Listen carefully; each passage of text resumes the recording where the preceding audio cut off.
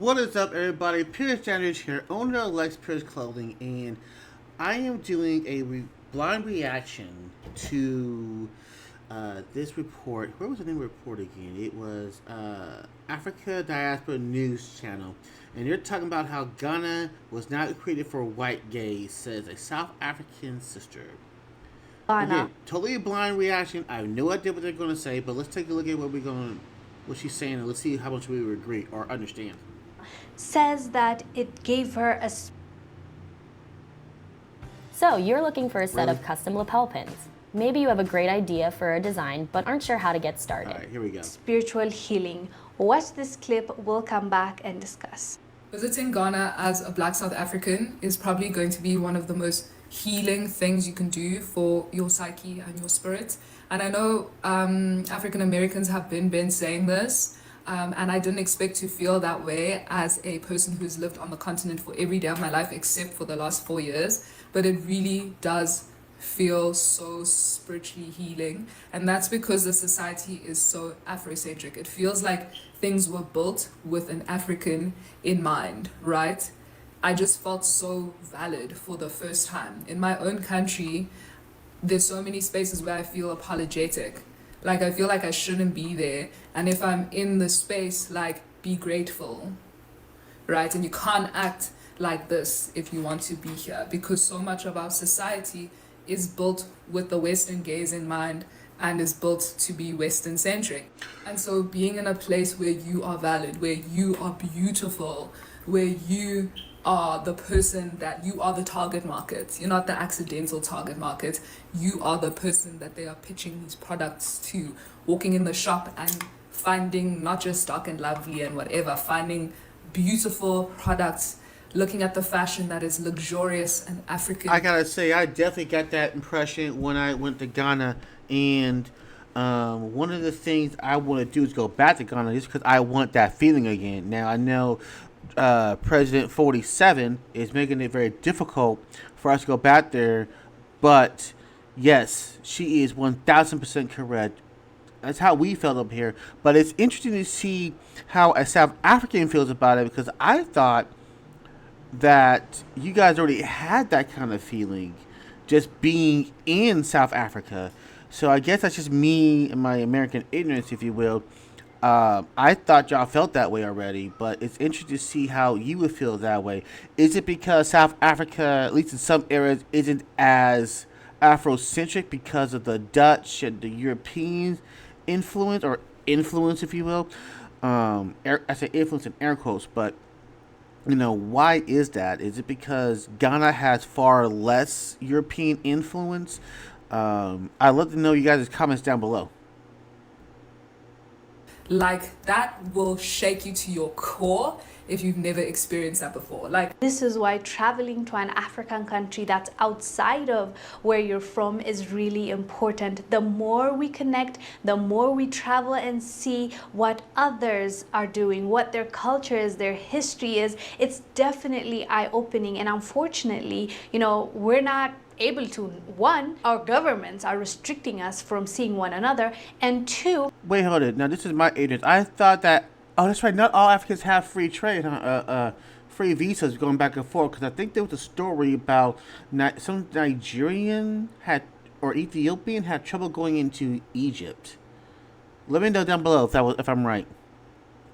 there's a perception of like they don't like us, they hate us, we don't like each other, like this fake narrative that some other people concocted and gave us, and we buy it. So for this South African sister, going to Ghana meant spiritual healing. She felt healed because, in her own words, everything there was Afrocentric. It was made for Africans by Africans. It was seen through our lens. And according to her, at least living in South Africa, she felt like it was never Black people, Black South Africans are not the target whenever they're trying to sell something or whenever they're trying to tell a story. It's not for them. According to her, it's for the white gaze, is what the word she used. So for her, going to Ghana opened her eyes to what it feels like to live in a country where majority of the people are Black and they're African, and if anything, since everyone is black, now the separation becomes tribe, and you're from this region and I'm from that region.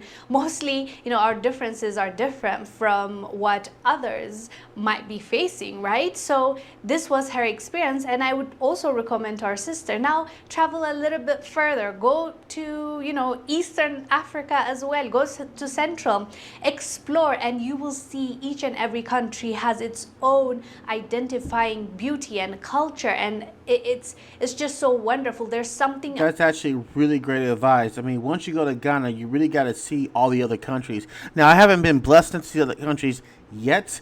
We're actually changing some of my lifestyle around so I can do such a thing, which is another reason why I'm doing this channel, which is the reason why I'm selling merch, so I can go and just see every country I can see.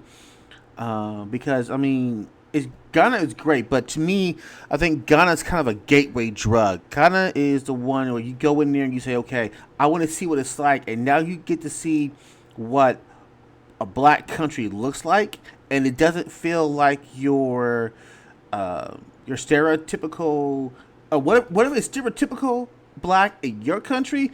Ghana doesn't feel that way at all. I'm sure I was only in Ghana for a week, so I don't know all the ins and outs of Ghana. Maybe there's something there, but for what I saw, the black stereotype is not in Ghana. You know what I'm saying? The welfare queen, the pimp, the hoe, or whatever you want to say, they're not in Ghana that I saw, which is what. And in fact, I couldn't even find a liquor store in Ghana. I'm sure they're there, but I didn't see them. And so to not have those stereotypes it was just amazing. That was the spiritual healing that I got from Ghana. Now, would I get this from these other countries? I don't know, but I need to know. So that's what I say. It's really good advice that she brought that up.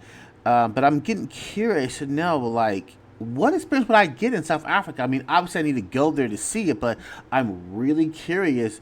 I mean, those who follow me know I do a lot of reviews and reactions to travel videos, and I see a lot of similarities to South Africa, Johannesburg and Cape Town versus, United States type cities. But, like, how many similarities are there from South Africa to the United States? And then compare that to Ghana. I need to do that for myself. About visiting another country and what it does to you, what it makes you realize, and how you can relate, but at the same time you can see the difference within your people and them, and it is just a beautiful thing. And for her to get that while traveling to Ghana is a positive thing, and this should encourage others to travel a little bit more. As much as it's hard, I know it's very hard, especially for Africans, to travel within Africa, but we have to push back, we have to say no, and this is our right. Right? Like, no one can stop us from seeing the world. It also belongs to us. It's not just reserved for people that have strong passports or for the white people of this world. Agreed. We deserve to travel and connect with our people as well, and I think her takeaway was great, and it's going to influence a lot of people to open their eyes and realize we don't hate each other. It's all love, and the only way you can see that is if you open up and allow the experience to take you where you need to go. Anyways, fam, let us know down below what your thoughts are about what our South African sister said, especially in regards to a community or a society or a country being Afrocentric versus being made for the white gaze. I am Wongel Zelalem. I'll see you on the. So now I'm also wondering, what is Burkina Faso and Mali and Nigeria like now that they are basically not even having Western influence, and how Afrocentric are they? I mean, obviously I gotta go there and see if I see how I feel about it, but leave your comments down below, and it'd be interesting to have a conversation and see how we do it, how this goes.